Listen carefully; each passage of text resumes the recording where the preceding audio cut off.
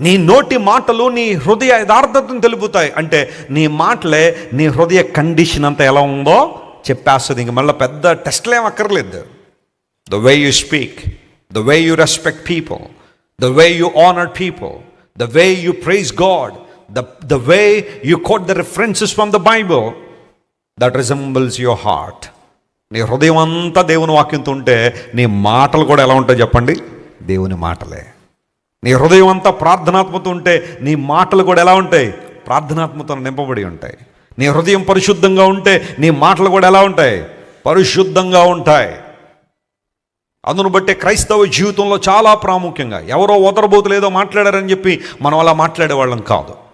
దేవుని ప్రజల మాటలు వారి కంట్రోల్లో ఉండాలి. అందును బట్టి బైబిల్ సెలవు ఇచ్చింది, దేవుడు మనకు శక్తియు, ప్రేమయు, ఇంద్రియ నిగ్రహం కలిగిన ఆత్మనిచ్చాడట. Praise the lord. God has given the spirit of self control. ఏది మాట్లాడాలనుకునేది మాట్లాడే జీవితం క్రైస్తవ జీవితం కాదు. You must have some filters before you speak.